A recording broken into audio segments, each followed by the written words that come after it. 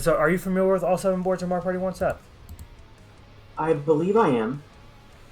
Okay. If not, you could just like show them to me briefly, and I would get it. Okay. So, we'll just go in the game's order as to when you select the boards. Like, when we first boot up Mario Party 1, jump into the pipe and start a game, the very first board that pops up is Donkey Kong DK's Jungle Adventure. How well do you remember that one, Seth? Hang on. Trying to remember. So hang on. Okay, which map? Which map did you say? DK's Jungle Adventure. DK's Jungle Adventure. To my knowledge, that one is the smallest one. Yeah. But you can also get a lot of stars. I think it's the one you literally get the most stars on. When Yeah, I do, that's the one you can probably get the most stars on. when I did my basically cheating to basically beat Mario Party 1, uh I did the 4 computers to get the 100 stars that I needed to beat the game, Yeah. and I put them on Donkey Kong's Jungle Adventure because since this map is so small and the computers are on hard, they literally got like 15 plus stars per map per game. Being it's small, I think it's also a very strategic board. I would personally put it in B. I think it's a good board, but Yeah, I'd say B tier. I'd say that's pretty middle of the road it's a good as far as board. maps go. It's a good board. It's a It's little. a good board, but It's above middle. It's good. yeah. Okay, so next is Peach's birthday cake. Peach's birthday cake. I remember that one. Oh, this is grounds for a hot take. You don't like it? No, I didn't say that. Just you either really love that map or you really hate that map. So my only gripe with the map, I think it's a good map. My only gripe per se is the mechanic on the map itself is not very useful unless you are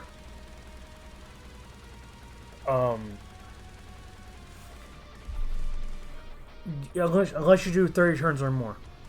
If you do only fit 20 turns, the mechanic of the map does not have chance to take effect or do anything in the game. Because each piranha plant that you plant costs 30 coins. Yeah, By turn 20, if you're actually having in a competitive Mario Party, most people are going to have trouble saving those 30 coins. They're spending them on the star first instead of the piranha plants. So you really need that extra like 30 turns or 35 turns to 50 turns to actually have the Advantage. to even use the piranha plants the way they're supposed to be used. So I think it's a good designed map with a good mechanic, but it's kind of hard to take the advantage of the. It's kind of hard to use the mechanic of the map unless you do at least 35 turns. And most people would say, if you're going to play Mario Party, unless you're in it for the long haul, most people only want to do bare minimum 20 turns. So it kind of makes the board kind of null and void at that point because nobody really wants to play it. Now they fixed the map. Obviously, we're only talking about Mario Party 1. This isn't. They brought this map back in Superstars. In Superstars, they did a lot better. Like I think it was only, 5 or 10 coins to plant a piranha to steal coins. And then you could upgrade the plant if you landed on it again, or you could spend, I think, 20 to 30 to plant one that steals a star. So that was a better way of making the mechanic more useful early on, in case you were playing low amount of turns. But obviously, we're talking about Mario Party 1, Peach's birthday cake. So, in that context, I think I'd probably have to knock it down to C, because it's a good map, but with a stipulation. I'm thinking. Okay. Where I'd put Peach's birthday cake on a tier list. Yeah, I said C. I knocked it down to C because it's a good map. It's a good designed map and with a good mechanic. The only problem is with the stipulation of you have to play it at least 35 turns for the mechanic to be any of use.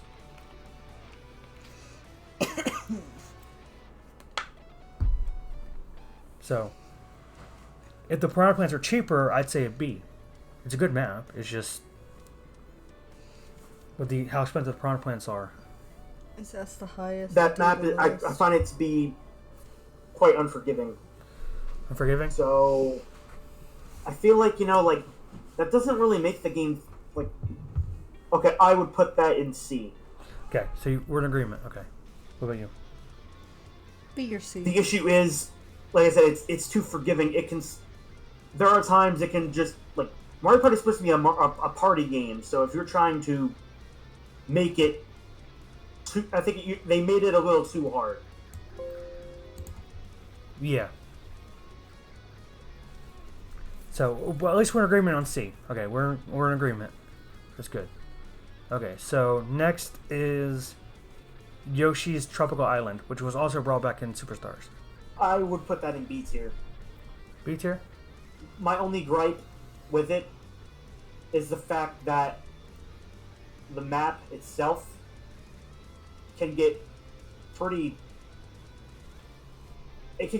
hard, too fast, if somebody decides to inflate the price of passing. I think that's passing the fully agree. Passing the tolls. Yeah. If somebody just somehow gets a lot of coins, really early, and then inflates the price, they could completely shut down one side of the map. Yeah. Yeah. And then you only play on half a board. Yep, you'll only play on half a board. So I'm putting it in B tier because, on paper, it's a great map. In practice, it can be abused very quickly. So I think by someone who knows what they're doing. Yoshi's Tropical Island is that kind of a map where you have to kind of make a pact or house rules. With that kind of map, it's okay, we know we can abuse this map, and no one's allowed to abuse it that way. Because it makes the game unfair and it makes the map basically unplayable, I would say. But a good map you shouldn't have to come to that on a good map. Yeah, that's what I was thinking. I think if they solely fixed that issue, the map would be an 8. For me, that would be an A tier. If they would have fixed that one problem. Okay, I'm actually on different. I don't know. Because when I'm playing Mario Party 1, at least in my opinion, Yoshi's Tropical Island is the last board I would choose. Just in my opinion. Between all the boards that are on here. But again, that's why we have 3 of us here, so honestly, if there's disagreement, that's fine. Personally, in my opinion, Yoshi's Tropical Island is a D for me. I don't like it too much. I think it's too simple, for one, with the mechanic one side of the island, the other side of the island, and then obviously with the broken mechanic of the Whomps. Or Thwomps. Thwomps. With a TH. The simple fact that you can easily, in one fell swoop, shut down one side of the map, I think is kind of unfair. Because then it completely takes the whole purpose of Mario Party, which is luck. There's supposed to be an element of luck involved, and when you do that, it kind of removes the luck base of Mario Party, which I think, in my opinion, Mario Party 1, 2, and 3 excel at. They excel bridging that balance between luck and skill. For the exception of this board. So your opinion matters, honey. What do you think? Yoshi's Tropical Island. I mean, I think it's fun, but it's got this element of difficulty too. Yes. Yes, Seth. So Funny. Is this part being recorded or what? Yes, everything's being recorded. Yes. Okay. So, actually, funny enough, in me and Caitlin's 100% playthrough of Mario Party, this is the only map we lost on. We won on every single other map. Yoshi's Tropical Island was the only one we lost on. Because isn't that one the 1-star map? It's 1-star that swaps between both islands. When you land on the space, it swaps. I know, but In It's the only level one of difficulty, It's a 2-star. it's a 2-star. Yeah. What's the 1-star?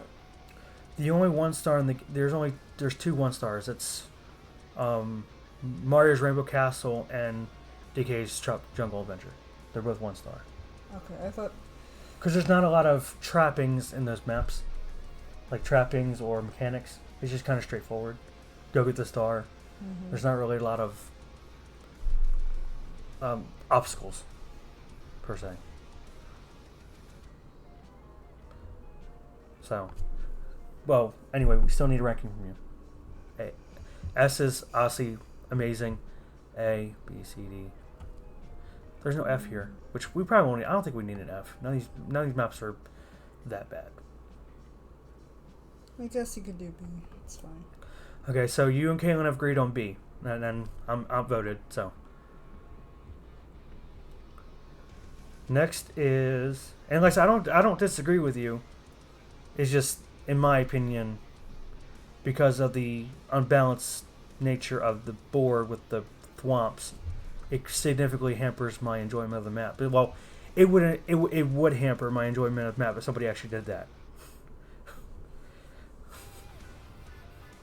For me,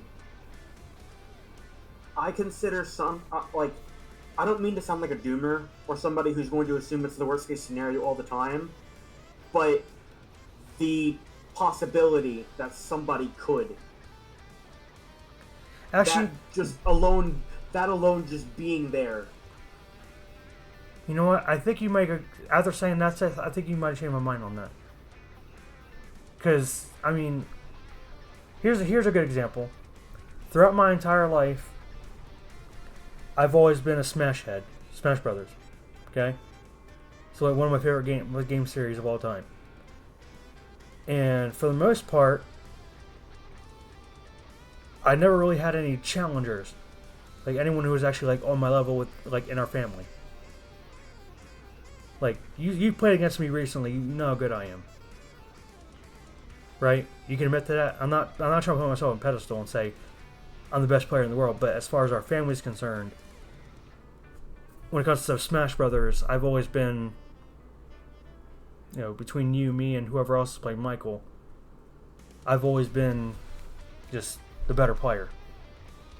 I'm just speaking the facts and truth that if you agree, you won. Yeah. Out of all of us, you won the most consistently. Yeah. And usually it wasn't very close. So I think this is kind of like that.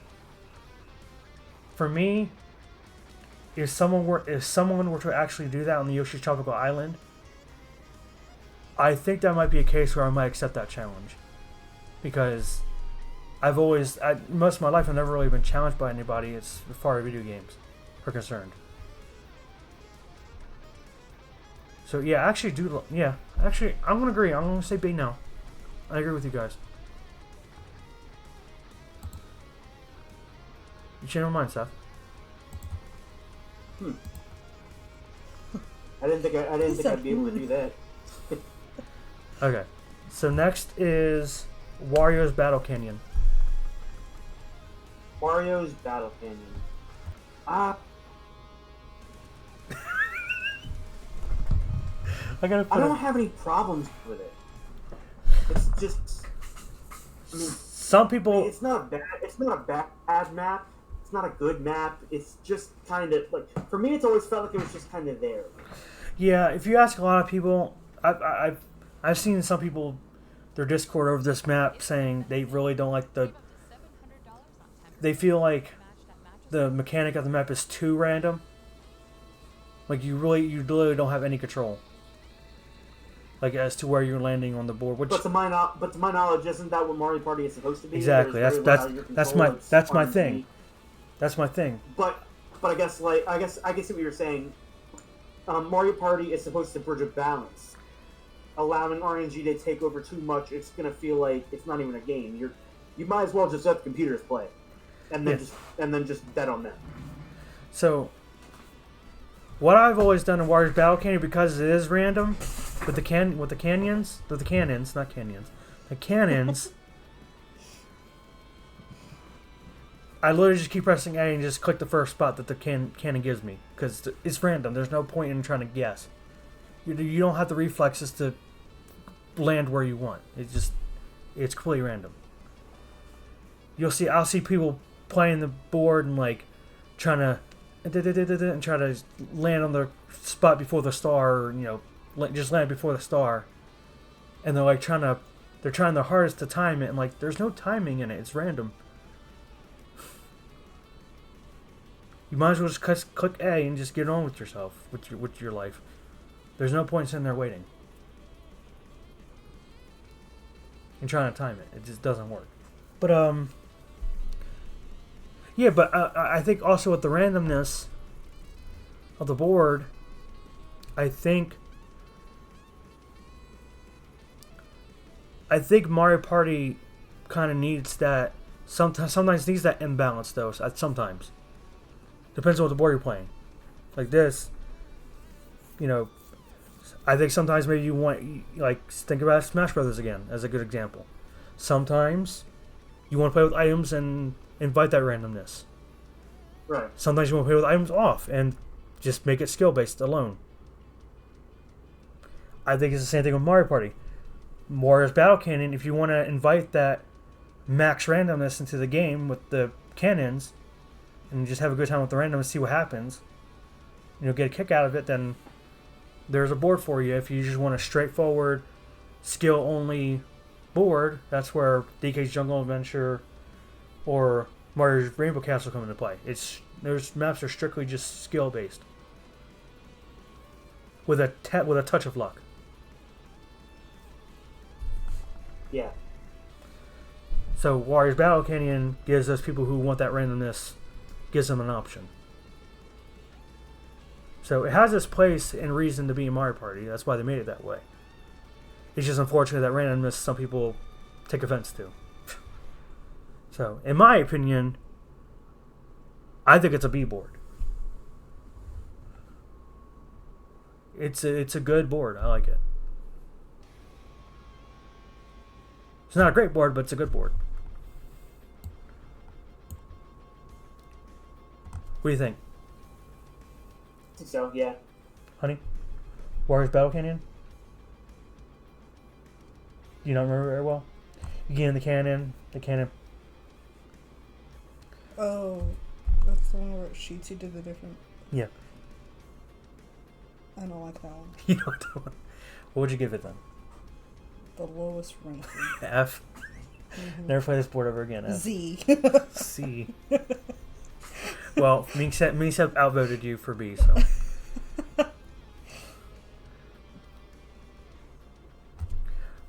Alright, so next is Luigi's Engine Room. Luigi's Room, I think it's fine. Yeah, I think this might be the first. Good. I think it's like, I think it does a good job bridging the gap between skill and luck, because me never really being good, I never felt like I had to be good to win on that board. Yeah, I don't remember exactly what was on it, but I just remember having fun on that map whenever we played it. Yeah, I do really like Luigi's Engine Room. I think it's not my... It actually might be my favorite map on the... it may be my favorite map on Mario Party 1. Tied with another one that we haven't spoken of yet. But it's not an S board. I would not... I don't think any of these boards in this game... I'm not trying to spoil anything for me, but in my opinion, I don't think there's really any S boards in Mario Party 1. I think S is going to probably be blank for Mario Party 1. I don't... Maybe Mario's Rainbow Castle? Maybe. But... Again, that's a maybe. That's like a SA for me. Yeah, lean more towards A. But anyway, back to Luigi's Engine Room. I like, yeah, it does a great job of blending the luck with the skill because the switch is going up and down. You have that ability to change the switches if you want at the beginning of the map, and try to play mind games with the other players, stuff like that. So I do like the map a lot for that. And the fact they put Boo right behind the Koopa. Yeah. So everybody gets a chance to go to Boo after they circle the board every single time. There's no other path you have to go to get to Boo. Boo will always be. You'll always be able to get to Boo every time you circle the map. And everybody will. So it creates a situation where, should I steal a star? Because if I steal a star, he's just going to steal my star back. Or situations like that. Typically most people will just steal the star. So you pay 50 coins to steal, then you're also making the person you just stole from pay 50 coins as well to steal it back. So, in mind games. So, I personally think it's an A board. Yeah, I say A. Okay. So, next is Mario's Rainbow Castle, which is being Rainbow Castle. which is being Classic. which is being brought back in Jamboree, the new Mario Party. I like it. Yeah. I feel like that map embodies the game quite well. Yeah, because again, this map is mainly skill, but with that tinge of luck at the end with the Bowser and Toad switching around every single time someone goes to visit the tower. So, I've had multiple times where you have all 4 players near the tower before they get to the tower, and you're all fighting for trying to roll a low number or trying to roll a high number so you can not get Bowser or get Toad. Playing the mind games again. So there's the mind games, and then there's just the luck with rolling the dice. You can't control what you're rolling. So yeah. And then basically rinse and repeat. I feel like for the most part, the luck kind of balances out because most of the time, all 4 players usually do end up near Bowser's castle at the same time, like every single time. Like it's not really. I feel like the luck catches up with everybody on that board. So that's an easy A tier. If you want to put an S, I wouldn't argue. That is an easy A tier for me. If it was an S tier, I wouldn't argue with you. If you want to put it there. I don't know if I'd call it perfect, but definitely like A tier, like leading A tier. And then you also have the element where Boo is. Yes. I love the placement of Boo on this map too, because it's if you take the path to Boo, it makes the path to the castle longer. You're going off the path to go to Boo.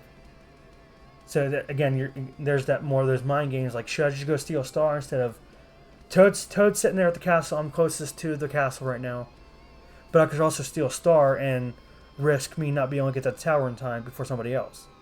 So there's also that choice you have to make.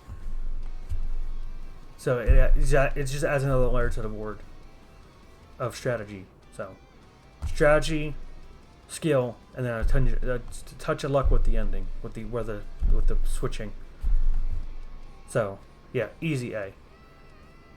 Okay, the next board is the first unlockable board, which is Bowser's Magma Castle.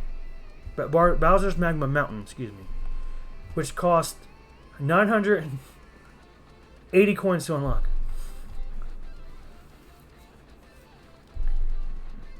Which, I mean, we're just going based off the board itself, not how much it costs and how to get it. That's another story for a review, but...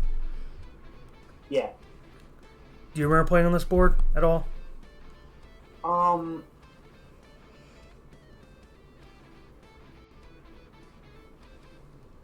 think I did. So it's actually a pretty basic map. All it is just it's a winding path. It's a completely winding path that goes all the way up to Bowser. At the end of the trail, and then there's shortcuts you can take between each path essentially. When you try to take the shortcut, you have to pay for the shortcut for one, and two, you have to roll between a star and Bowser to decide whether you actually take the path or not. So if you roll a star, it'll let you through. If you get a Bowser, it makes you take the regular path. Yeah. And you also lost your coins. So you lose your coins either way, but I feel like it's a proper map. Yeah. I don't have any problems with it. I'd put it in A tier. Yeah, I think it's another map that's kind of like there is there's skill involved and there's strategy. My thing is like if there's nothing outright wrong with it, then it's good. I can never play it and get mad at something.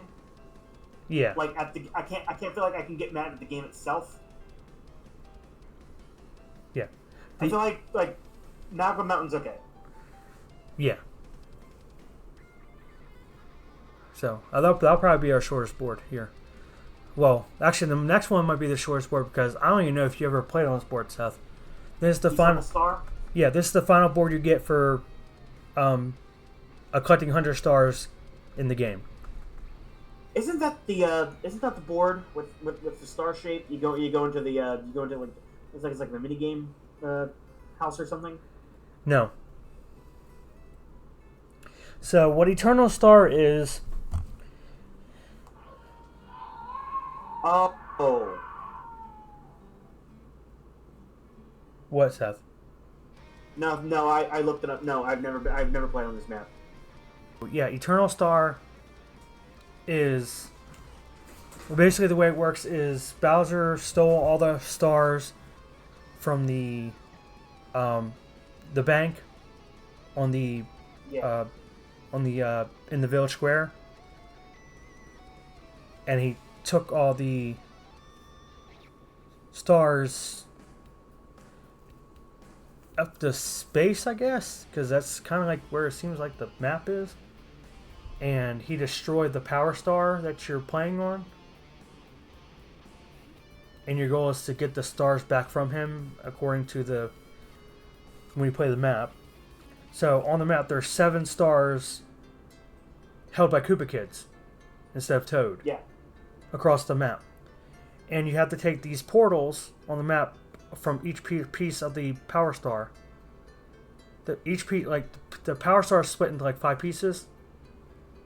Each corner of the star and then the middle. So I guess 6, technically speaking. 6 pieces. And I think there's 3 different paths the portals can take you, and the portal paths change anytime someone visits Bowser. Bowser will steal 40 coins from you, slash you off the middle of the star, send you back to the beginning, and change the warp path for all the portals. And like I said, there's 7 stars on the map. Every time you get a star, the map does not... I've never gotten that far into the map, but I'm pretty sure if you get all 7 stars from all 7 Koopa Kids before the game is over, it just resets another 7, I think.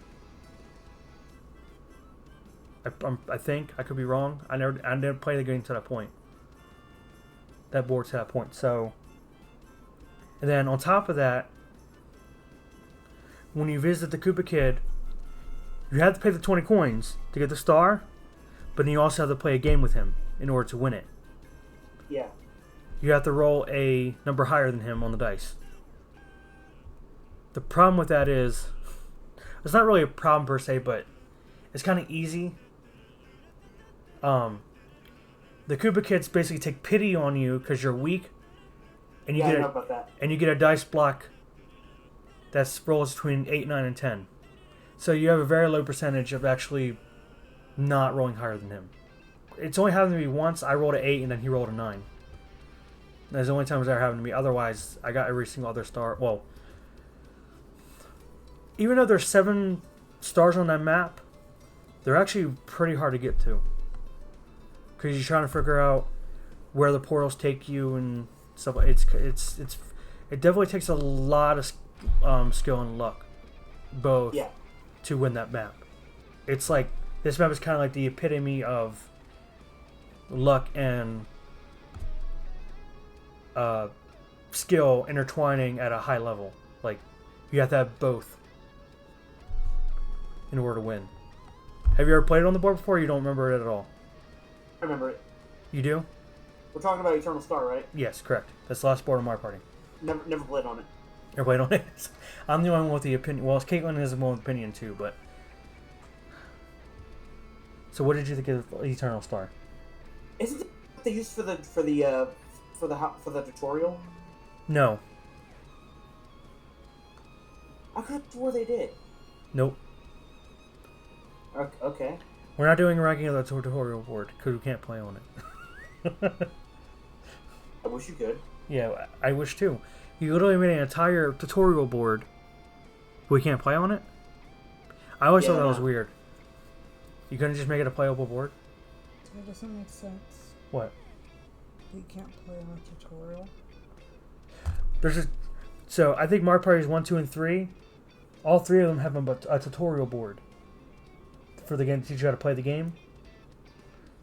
And this board's only for the tutorial. You can't play them outside the tutorial. You don't even play them either. It's just a simple showing of the game and that's it.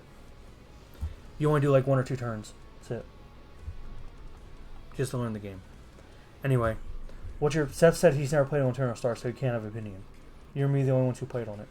It was the last board. I'm not sure. Not sure. In my opinion, I think it's a.